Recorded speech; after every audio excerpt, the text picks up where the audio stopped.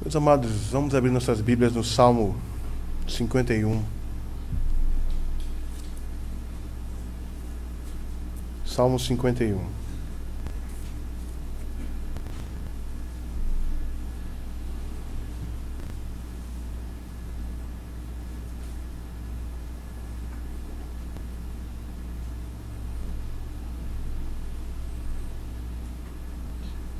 Creio que aí na tua Bíblia deve estar aí em itálico, ao mestre de canto, Salmo de Davi, quando o profeta Natã veio ter com ele, depois de haver ele possuído Batseba. Em alguns salmos, ele no início descreve o contexto em que aquele salmo foi composto. Isso aí que está em itálico é o que está no original hebraico. E em algumas versões, às vezes, esse é o primeiro versículo. E quando não há nenhuma referência de autor ou de contexto, nós dizemos que é um salmo anônimo. Então acompanhe comigo a leitura deste salmo.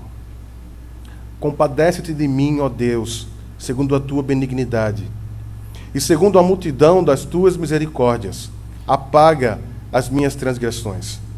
Lava-me completamente da minha iniquidade e purifica-me do meu pecado, pois eu conheço as minhas transgressões, e o meu pecado está sempre diante de mim. Pequei contra ti somente, e fiz o que é mal perante os teus olhos, de maneira que serás tido por justo no teu falar e puro no teu julgar. Eu nasci na iniquidade, e em pecado me concebeu minha mãe.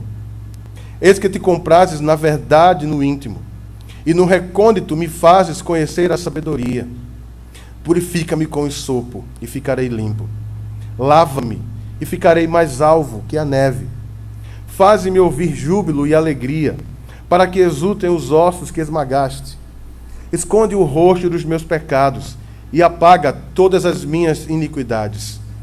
Cria em mim, ó Deus, um coração puro, e renova dentro de mim um espírito inabalável. Não me repulses da tua presença, nem me retires o teu Espírito Santo. Restitui-me a alegria da tua salvação, e sustenta-me com um espírito voluntário. Então ensinarei aos transgressores os teus caminhos, e os pecadores se converterão a ti. Livra-me dos crimes de sangue, ó Deus, Deus da minha salvação, e a minha língua exaltará a tua justiça. Abre, Senhor, os meus lábios, e a minha boca manifestará os teus louvores, pois não te comprases em sacrifícios, do contrário, eu te os daria. E não te agradas de holocaustos. Sacrifícios agradáveis a Deus são o espírito quebrantado. Coração compungido e contrito, não o desprezarás, ó Deus. Faze bem a Sião, segundo a tua boa vontade. Edifica os muros de Jerusalém. Então te agradarás dos sacrifícios de justiça, dos holocaustos e das ofertas queimadas, e sobre o teu altar se oferecerão novilhos. Vamos orar. Ó Pai, mais uma vez estamos aqui diante da tua palavra, Senhor, e o quanto precisamos ouvir, Senhor, a tua palavra. Só o teu Espírito Santo, Senhor, pode nos fazer expor a tua palavra e pode nos fazer realmente retê-la no coração. Dá-nos a graça, Senhor, de realmente que a tua palavra nesta manhã, como tem sido assim por tua graça e favor, realmente produza fruto em nosso coração, para a glória do teu nome e para a edificação da tua igreja.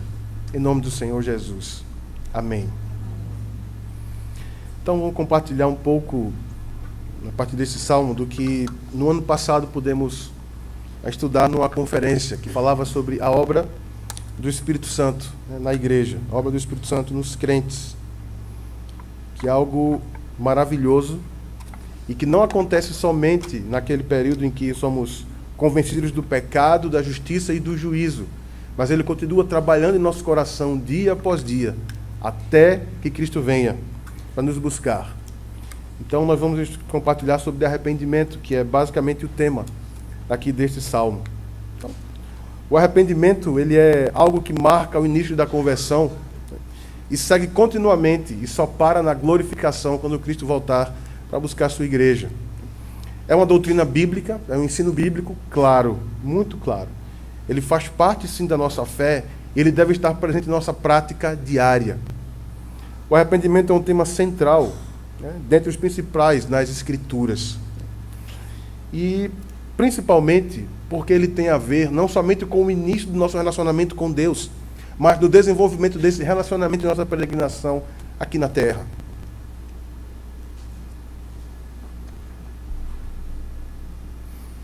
Tanto para que esse relacionamento comece, precisamos que o Espírito Santo nos convença do pecado, da justiça e do juízo. E para que ele se desenvolva e cresça, precisamos que esse mesmo Espírito continue fazendo essa obra de convencimento diário no meu coração e no teu coração. Martin Lloyd Jones, certa vez, afirmou, dizendo o seguinte: a necessidade de arrependimento é um daqueles absolutos, né, sobre os quais a Bíblia não precisa ficar martelando muitas vezes. É impossível alguém querer ser cristão sem arrependimento diário na vida. O arrependimento é o primeiro passo para nos tornarmos cristãos. Num outro momento, né, na verdade, bem mais atrás, no tempo mais anterior ao de Martin Lloyd Jones, Martinho Lutero afirmou o seguinte, dentre as suas 95 teses: né, o arrependimento contínuo é uma marca vital para sabermos que somos cristãos de fato. A tese de Lutero basicamente é a seguinte: Deus quer que o seu povo viva uma vida de arrependimento que dure a vida inteira. Basicamente é isso.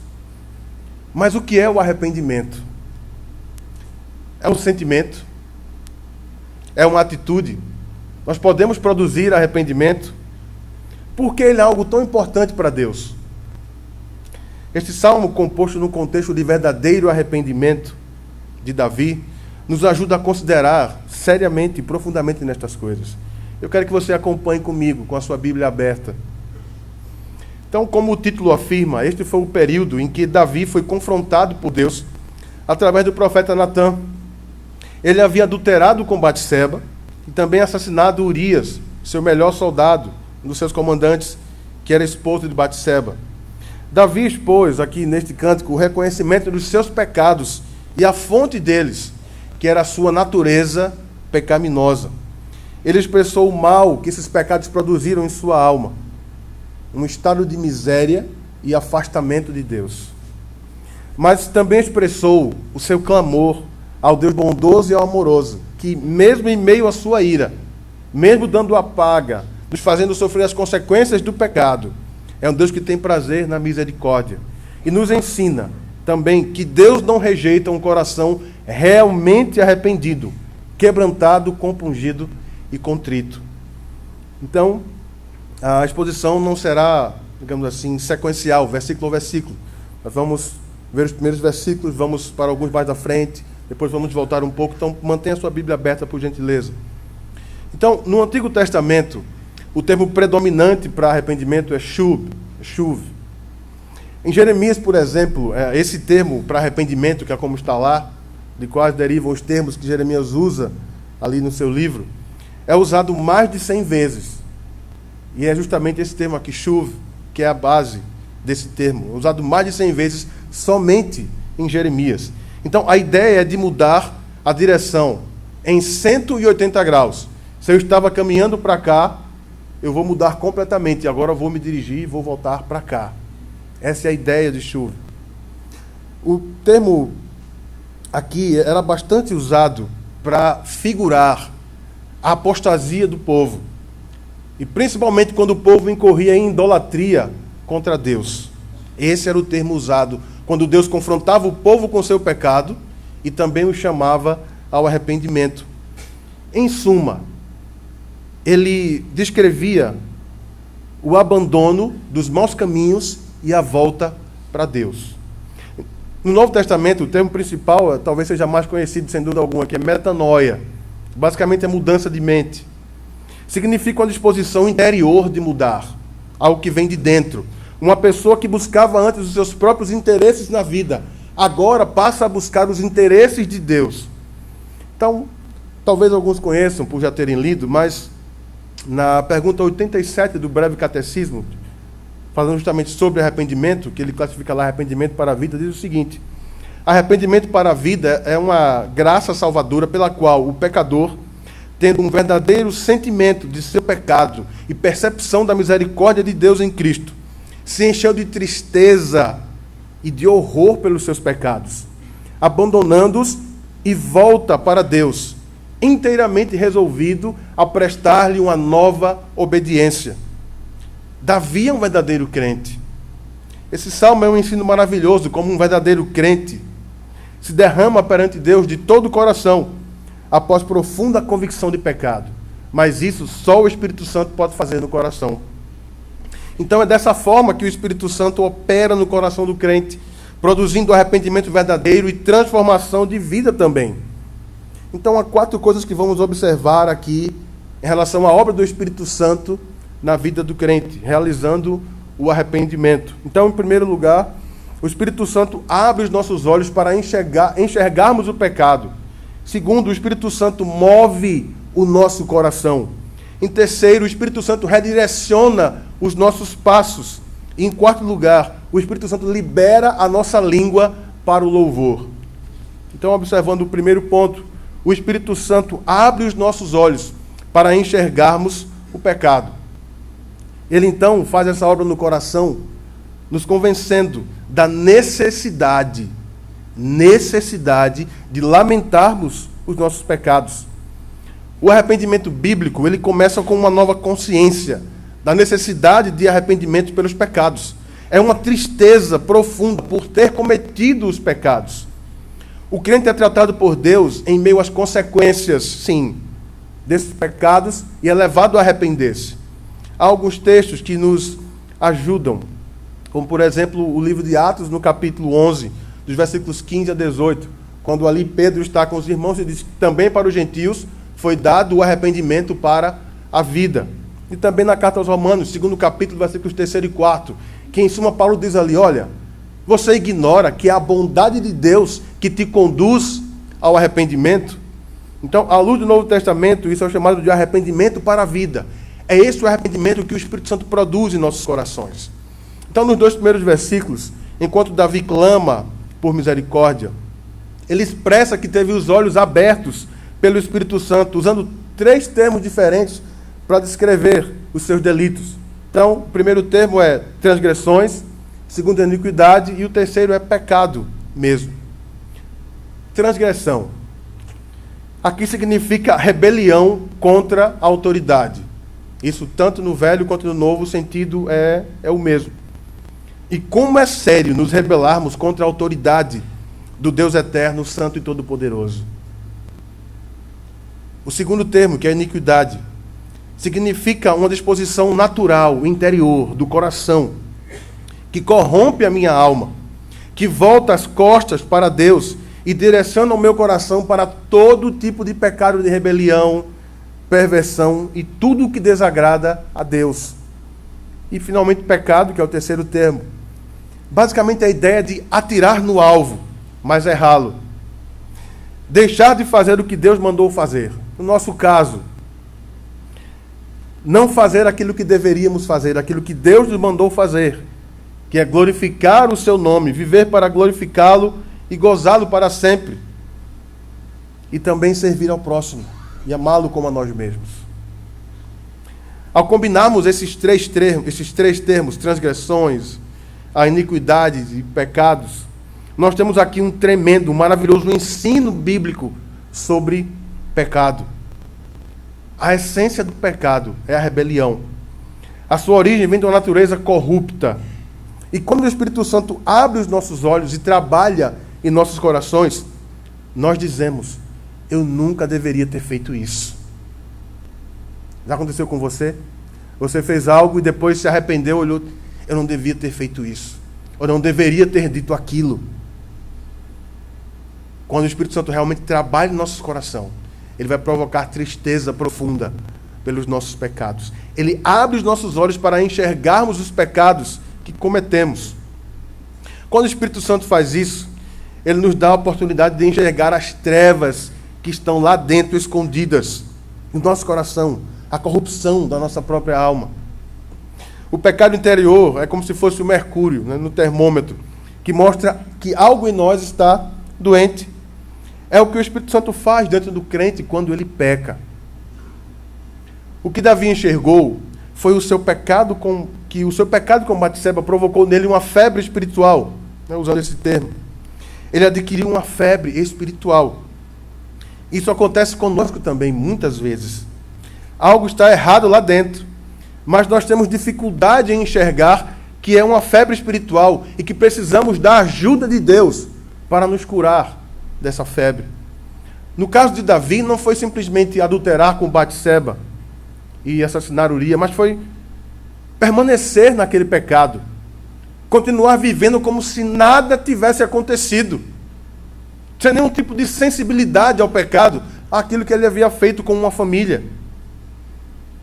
Ele seguiu os desejos da sua carne e se entregou completamente a eles.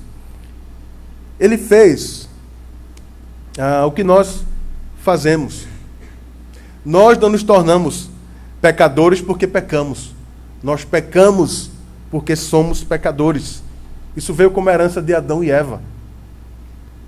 Mesmo aquela criancinha que está ali no braço, acabou de nascer, você pode olhar e dizer: eis um pecadorzinho, eis uma pecadorzinha. Davi caiu em febre espiritual e não percebeu. Como muitas vezes nós também caímos e não percebemos. Precisamos que alguém nos abra os olhos. E esse alguém é o Espírito Santo. Davi afirma no versículo 5º que ele nasceu em iniquidade. No fundo, eu sou maligno em meu interior.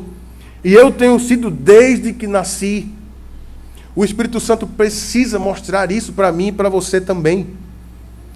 Aí, quando ele faz isso, nós então conseguimos enxergar a radicalidade da nossa corrupção nas Escrituras, por meio do seu Espírito Santo. Como foi que o Espírito Santo fez isso com Davi? Ele conduziu Natã, o profeta, que falou a ele: eis a palavra do Senhor para você, Davi. Ele expôs aquela parábola, falando da ovelhinha, do que era rico, tinha muitas ovelhas, e do outro que tinha apenas uma. E quando ele falou do que aquele que tinha muitas fez com aquele que só tinha uma, Davi se levanta do trono, irá dizer: esse homem merece a morte. E o que foi que Natã falou? Esse homem és tu. Tu és o homem.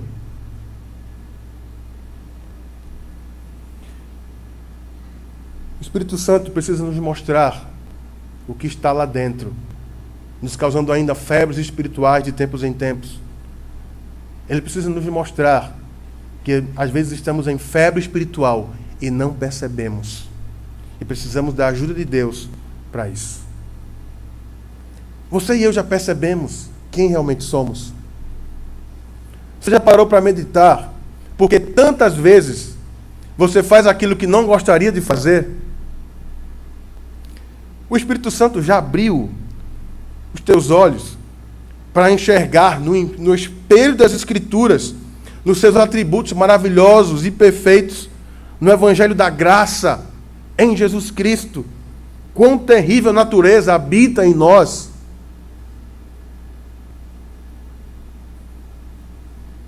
Você tem ideia de quão má é a inclinação do teu coração? Você tem ideia do quão mau é o nosso coração? E quantas vezes ele maquina coisas que, se nós expuséssemos, nós seríamos reprovados e seríamos rejeitados pelas pessoas?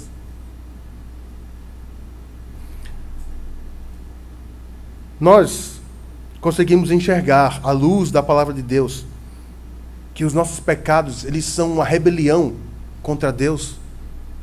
Conseguimos enxergar isso? Conseguimos perceber isso? Alguém pode dizer: mas aquela situação, mas aquela pessoa. Davi, quando foi confrontado, ele não usou desculpas. Ele não fez isso. Ele assumiu o seu pecado. Veja o 4º versículo, quando ele exclama nesse salmo: pequei contra ti somente, e fiz o que é mal perante os teus olhos. Davi entendeu pelo Espírito Santo que ele havia cometido o pecado primeiro contra a autoridade, majestade e santidade do Deus infinito, do Deus eterno. Isso foi um trabalho do Espírito Santo no coração dele. Em última instância, Davi pecou contra o Senhor. Em primeira e última instância, ele pecou contra o Senhor. E ele então percebe que todos os seus pecados contra os outros, envolvendo Batseba e Urias, o povo de Israel, sua própria família, não passaram de ousada rebelião contra Deus primeiro. O Espírito Santo nos faz perceber que os nossos pecados são cometidos primeiro contra Deus, e não simplesmente contra o nosso próximo. Então, ao pecarmos deliberadamente, nós pisamos na autoridade, majestade e santidade de Deus, do Deus eterno. Estamos dizendo que nós somos Deus, que nós temos a decisão, que nós desejamos e vamos satisfazer as nossas vontades. Não importa quem esteja no caminho, eu vou tirar, porque eu vou satisfazer os meus desejos. Lembram de Davi? Ele estava ali caminhando, olhou, viu aquela mulher bonita e perguntou: quem é? E disseram: é Batseba, esposa do teu servo Urias. Manda trazer. Davi foi consciente para o seu pecado. Ele não quis saber: ela é casada? É o meu soldado Urias? Eu sou o rei. Traz. Eu desejo, eu quero. Quando nós pecamos e agimos dessa maneira, não importa qual seja o nível, não importa qual seja o contexto, nós desprezamos a autoridade de Deus. Nós desfiguramos a sua imagem em nós e negamos a Ele a glória que lhe é devida. Irmãos do passado diziam o seguinte: no ato de cada pecado, naquele momento, nós estamos dizendo: Deus não existe. Porque se nós tivéssemos a convicção de sua existência naquele momento, nós não ousaríamos pecar. Os teus olhos já foram abertos pelo Espírito Santo para ver quão sério e mortal é pecar contra o Deus eterno. O pecado não é um detalhe, ele não é um brinquedo para Deus. É algo odioso, reprovável e insulta ao nosso supremo Criador e Senhor. Vocês que conhecem bem a história, sabem o que houve com Davi, com a sua família e com Israel por causa do pecado de Davi? Conquanto o Senhor tenha sido misericordioso, ele disse: olha, tu não morrerás por causa do teu pecado. Tua iniquidade foi perdoada. Mas a espada jamais se apartará da tua casa. As tuas mulheres serão possuídas pelo teu próximo à vista de todo o povo. O que tu fizeste às ocultas será feito à plena luz e todo Israel verá. Davi viu isso acontecer. Davi viu o seu próprio filho, Absalão, que ironicamente significa pai da paz. Usurpou seu trono, tomou o trono do pai, expulsou o pai, possuiu as mulheres do pai, as concubinas, matou o seu meu irmão Aminon, porque estuprou a sua meia-irmã Tamar. Conseguimos perceber a dimensão do pecado de Davi em todo o povo, no meio do povo de Deus, na sua própria família.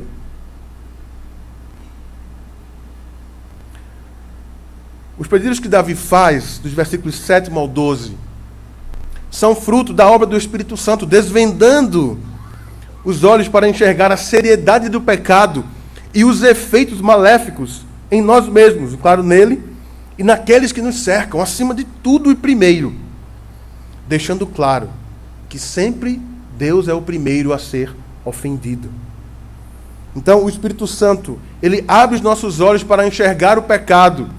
Em segundo, o Espírito Santo move o nosso coração. Ele move o nosso coração para confessarmos pecados específicos. Quando Davi fala aí no versículo 14, crimes de sangue, se referem ao adultério e assassinato. Lembrando, 6º mandamento, 7º mandamento. Eram pecados que tinham pena de morte para eles. O assassinato, olho por olho, dente por dente. O adultério, traz os dois em flagrante, um no meio, para serem apedrejados.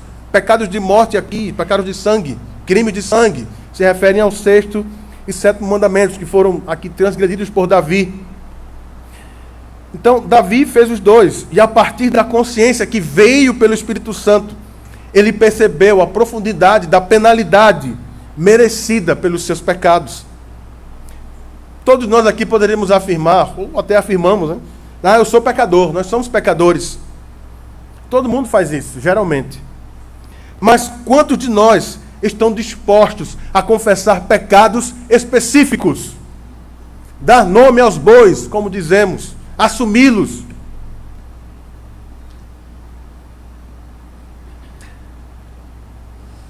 Se alguém nos confrontar por algo que fazemos ou que fizermos, nós temos a capacidade de dizer: olha, eu sou pecador, mas eu não sou culpado disso aí não. Olha, não é bem assim, não foi bem assim que aconteceu. Olha só, veja a minha situação, deixa eu explicar. Davi, quando foi confrontado, ele não contra-argumentou, não fez nenhuma churumela, como dizemos, nenhuma choradeira. Ele não falou para Natan e disse: Natan, aquela mulher era muito bonita. Batseba é muito bonita, Natan. Ela se expôs ali e me provocou. Ninguém é de ferro. Eu sou um homem. Você sabe como é, não é? Davi não fez isso. Ele assumiu os seus pecados. Nesse salmo ele afirmou: Senhor, eu conheço os meus pecados, eu conheço as minhas transgressões e eu conheço as minhas iniquidades. Eu sei o que fiz, eu sou o culpado, eu estou colocando isso diante do Senhor. Quando o Espírito Santo move nossos corações, é isso que acontece. Nós confessamos pecados específicos, não ficamos dando desculpas esfarrapadas, nós assumimos. Então nós reconhecemos as nossas transgressões e iniquidade. Nos versículos 1 ao 3, Davi traz isso para si 9 vezes. Ele diz: meu, minha, meus, 9 vezes, trazendo para si, acusando a si mesmo. O Espírito Santo move os corações para perceber que nós não podemos culpar nem a Deus, ou o nosso próximo, nem as circunstâncias. Somos nós e não os outros. Davi estava dizendo mais ou menos assim: Deus, ó Deus, não foi Batseba, não foi o Senhor, não foi a circunstância, fui eu sou o culpado. É esse o mover que o Espírito Santo faz no coração do crente, quando ele peca. E precisamos aprender isso, a linha, ou com esse referencial que Davi nos dá aqui. Deus, eu mereço perecer, mas mesmo perecendo eu quero ficar aos teus pés. Eu não quero perder o Senhor, eu quero me apegar ao Senhor. Eu estou totalmente vulnerável em tua presença. Eu entrego tudo à tua justiça. O juízo da tua palavra é verdadeiro sobre mim. Eu sou um rebelde. Eu sou um ladrão de glória, um assassino, um adúltero, um mentiroso, um desafeiçoado, um tirano. Eu confesso o meu pecado e me atiro à tua misericórdia. Muitos acham que o arrependimento deve acontecer apenas na entrada do reino de Deus. Mas ele deve ser um elemento constantemente presente em nossa vida diária de santificação. Eu volto, e volto novamente, e outra vez, e vou crescendo em arrependimento. E em meio a isso, eu vou sendo transformado à imagem de Cristo, o nosso maravilhoso Salvador. O Espírito abre os nossos olhos para enxergar o pecado. Ele move nossos corações para confessar pecados específicos. E terceiro, o Espírito Santo redireciona os nossos passos para abandonarmos os pecados. Acima de tudo, o arrependimento é uma disposição para abandonar o pecado, e não somente de confessá-lo. Requer atitudes concretas para mudar de vida, e não simplesmente um belo discurso acompanhado por lágrimas. Algumas pessoas confundem o arrependimento com uma mera emoção. Muitas pessoas podem chorar sobre as consequências do pecado, por causa daquilo que o pecado provocou, mas não necessariamente chorar e lamentar por causa do próprio pecado. Isso pode acontecer. O choro que vem do coração, do fundo do coração, ele sempre está ligado ao verdadeiro arrependimento, sim, mas a atitude moral também está. Não haverá arrependimento efetivo e verdadeiro sem o lamento e a mudança de vida. No versículo 2, Davi pede para ser completamente limpo, lavado e purificado dos pecados. A palavra lavar aqui significa bater com força repetidamente.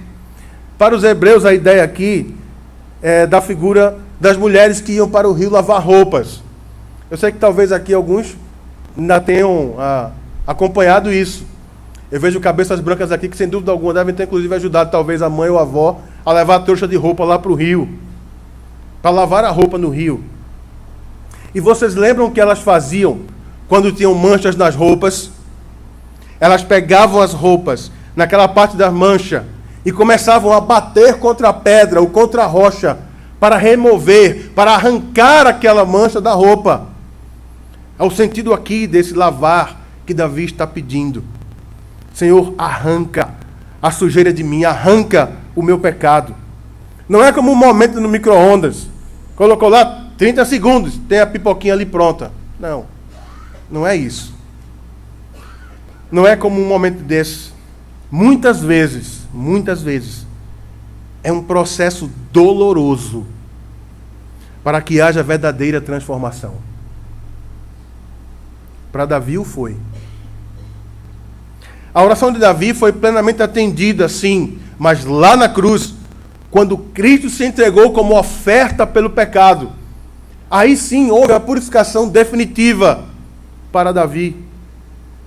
Na morte e ressurreição de Cristo, houve o perdão definitivo para Davi, para mim e para você. No arrependimento há uma dor profunda na alma por causa do pecado e de como ele ofende a Deus. Mas, por outro lado, também acontece uma grande alegria em Cristo, presente em meu coração, em viver de acordo com a sua palavra e vontade. Um exemplo prático. Se eu e você não somos corrigidos por Deus, não somos disciplinados por Deus, quer dizer que não somos filhos, e sim bastardos. Mas se somos por Ele corrigidos e disciplinados, quer dizer que nós somos filhos. A disciplina, a correção no início, ela não produz alegria, mas depois, no processo, ela produz, sim, fruto. Fruto para a santificação, para a vida eterna. Então, no arrependimento, a minha vontade é refeita. Ela é mudada, ela é transformada. Eu não apenas quero fazer o que é certo e o que é louvável diante de Deus, mas também quero que a minha mente seja mudada, transformada. O arrependimento não apenas me leva para longe do pecado, mas ele me aproxima de Deus e me conduz às suas misericórdias para continuar conhecendo, ficando cada vez mais íntimo dele. E eu passo então a querer agora ser instrumento nas suas mãos para influenciar a outros. Os versículos 13 a 15 vão falar sobre isso. Quando Davi diz: Senhor, abre a minha boca, abre os meus lábios, e então entoarei os teus louvores. Em quarto lugar aqui então, o Espírito Santo libera a nossa língua para o louvor. A fé sempre está ligada ao arrependimento. Quando você crê que de fato pecou, quando o Espírito Santo trabalha no coração e convence a isso, nós cremos e lamentamos. E pela fé nos arrependemos.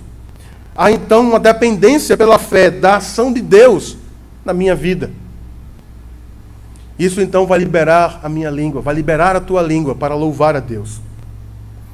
Por exemplo, Esaú buscou com lágrimas o arrependimento, mas não alcançou, porque não era genuíno. Não é uma ação como a de Judas, desesperado, que foi e se enforcou. O genuíno arrependimento, ele sempre se apega a Deus e se atira à misericórdia de Deus. Não vai sair por aí batendo cabeça, tentando fazer alguma coisa para se redimir, mas vai se atirar às misericórdias de Deus. O arrependimento operado pelo Espírito Santo, ele dá as costas ao pecado e se volta para Deus. Ele busca depender da sua misericórdia. E se eu tivesse sido expulso, que seja pela misericórdia. Parece algo louco, né, dizer isso, mas se eu tiver que ser expulso, então que seja pela misericórdia. Mas a sua misericórdia, a misericórdia de Deus, nunca expulsa um pecador verdadeiramente arrependido. A misericórdia de Deus sempre chega a Jesus Cristo. E ele mesmo disse: aquele que vem a mim, de maneira nenhuma eu lançarei fora. O arrependimento nunca vai nos afastar de Deus, mas sempre vai nos aproximar dele, desde que seja o genuíno arrependimento. O arrependimento verdadeiro nunca vai dizer: eu já pequei tanto que Deus não vai me aceitar, é melhor eu me afastar, é melhor eu ir embora. Mas o Salmo nos mostra outra coisa, dos versículos 16 ao 18. O Senhor não despreza um espírito quebrantado, um coração compungido e contrito. Um pecador realmente arrependido, com o coração contrito, se entrega à misericórdia. É por isso que Deus se compraz nela, porque ela culmina em Jesus Cristo, o seu amado Filho, em quem Ele se compraz. Aquele que de uma cruz maldita estava dizendo a todos isto: eu paguei pelos pecados, transgressões e iniquidades do povo eleito. Davi, eu sofri por causa do teu adultério, assassinato e rebelião do teu coração. O pai me bateu, ele me moeu. Eu sofri no Getsêmani, rastejei como um verme, não como homem, e me derramei ali, suando gotas de sangue para redimir os teus pecados. Fui moído perante Pilatos, humilhado, escarnecido e ultrajado. O pai me bateu como as roupas que eram batidas na rocha para retirar as manchas e purificar e lavar. Fui abandonado pelo meu próprio pai, a ponto de dizer: Deus meu, por que me desamparaste? Tudo por tua causa, tudo por minha causa. Essa é a enormidade do pecado. O Pai eterno, Deus Todo-Poderoso, pegou o seu filho, seu amado filho, o fez enfermar, o moeu, para que eu e você fôssemos purificados dos nossos pecados, transgressões e iniquidades. Essa é a enormidade do pecado. Mas a enormidade da misericórdia é maior, porque onde abundou o pecado, superabundou a graça de Deus. Superabundou a graça de Deus. Glória a Deus por sua misericórdia, por sua graça. Misericórdia aos pés da cruz. Sim. Há misericórdia aqui, nessa manhã, para o pior dos pecadores. Para os piores pecadores. Misericórdia aos pés da cruz, por causa de Cristo, moído, crucificado, morto e ressurreto, para nos dar paz e paz com Deus. Se você cometeu assassinato, adultério, prostituição, roubo, quer seja um mentiroso, um inveterado, seja um viciado, seja um promíscuo, qualquer outra coisa, Ele enviou-nos o seu Espírito Santo para nos conduzir ao verdadeiro arrependimento, não só no início da caminhada, mas até o fim de nossa peregrinação aqui na terra. Talvez alguém aqui ache que já foi tão longe que não há mais solução. Você não sabe o que eu fiz, pastor. Você não tem ideia. Realmente não tenho. Mas não importa qual tenha sido o teu pecado, ou quais sejam os teus pecados, transgressões e iniquidades. A misericórdia de Deus é infinitamente maior. Há poder no sangue de Cristo para purificar todos os teus pecados. Por outro lado, talvez haja alguns aqui que acham que não são tão pecadores assim. Que são bonzinhos, que são boazinhas. Mas tanto um quanto o outro, ou quanto os outros, estão enganados. Essa misericórdia é para mim. Esse que está proferindo aqui esse sermão. Eu preciso dessa misericórdia. E eu sei que você também. Ninguém aqui nesse lugar está fora. Ninguém aqui está isento. Ninguém. Eu já contei isso aqui, talvez uns meses atrás. Houve um jovem de uma família americana, uma família abastada, família muito rica, que resolveu ir embora e pisoteou o nome da família, o nome do pai e da mãe, gastou seu dinheiro com meretrizes, com vícios e tantas coisas mais. Mas chegou um momento em que ele escreveu uma carta para os seus pais, dizendo mais ou menos assim: pai, mãe, eu não tenho direito algum de pedir o que eu vou pedir, mas mesmo assim eu vou pedir. Eu sei que eu não mereço, mas eu peço que vocês me deixem voltar para casa. Se houver algum resquício, mesmo que seja um pouco de misericórdia no coração de vocês, eu peço isso. Mas se vocês disserem não, tudo bem, eu mereço. Eu vou tomar um trem que passa aí por trás do quintal de nossa casa. E quando esse trem passar, ele vai passar tal hora. Se vocês quiserem me receber de volta, deixem um lençol branco ali no quintal, na árvore, para que eu veja. E se eu avistar esse lençol, eu vou então saltar naquele trem e vou voltar para casa. O jovem então tomou aquele trem. E quando o trem foi se aproximando da casa, o coração dele começou a disparar, começou a bater. E ele com os olhos fechados, aquele abre e não abre. E quando ele se aproxima na reta, e quando ele olha para o quintal da sua casa, ele vê lençóis brancos em todas as árvores. Ele vê lençóis brancos cobrindo todo o telhado e escrito: bem-vindo ao lar, filho. Bem-vindo. Não importa qual tenha sido o pecado, ou qual seja o pecado. Quando o Espírito Santo nos abre os olhos, é graça para nos arrepender e encontrarmos misericórdia e graça que vem em Jesus Cristo, nosso Salvador. O arrependimento operado pelo Espírito Santo é sempre o caminho para a restauração, operada pelo próprio Espírito Santo, por causa do Getsemane, por causa do Calvário, da cruz e da ressurreição. Então o fruto disso vai ser, a partir de agora, querer viver sempre para Deus, viver em santidade, para agradá-lo em tudo, viver para o seu inteiro agrado, por causa de tão grande amor que Ele nos deu em seu Filho Jesus Cristo. E uma última ilustração ainda. Já contei, mas eu quero que vocês lembrem, guardem isso no coração também.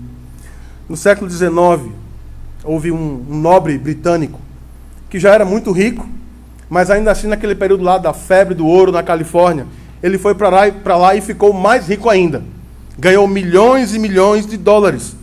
E depois, quando voltou para casa, para Nova Inglaterra, ele tomou o caminho que passava por Nova Orleans.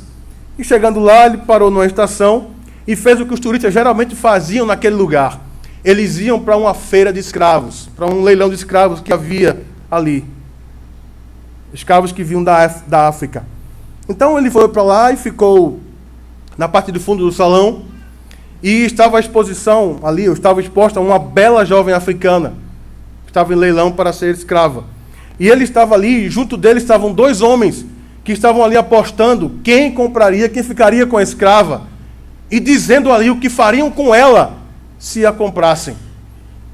A indignação tomou conta do coração daquele nobre, e ele então fez sinal para o leiloeiro e disse: leiloeiro, eu pago 2 vezes mais do que qualquer um aqui nesse salão por essa jovem.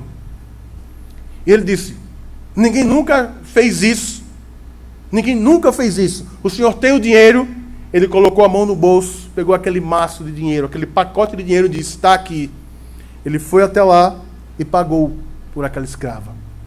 E ele então a pegou pelo braço e foi conduzindo e foi com ela ao cartório. E chegando lá, ele então fez o documento e disse: está aqui a tua carta. Você está livre. Você está livre.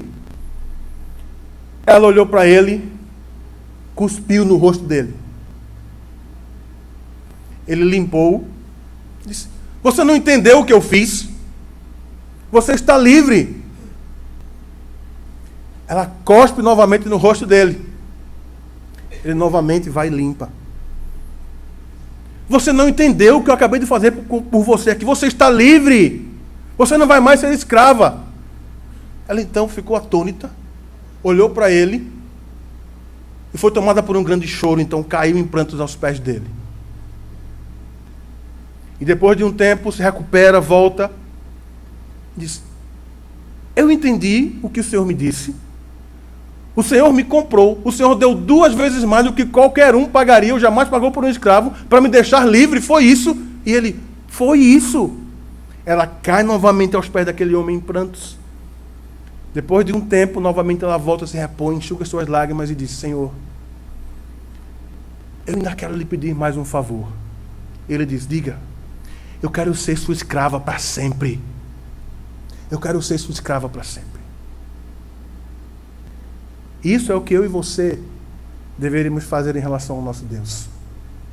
Diante de tão grande salvação, nos libertar do império das trevas, nos transportar para o reino do Filho do seu amor.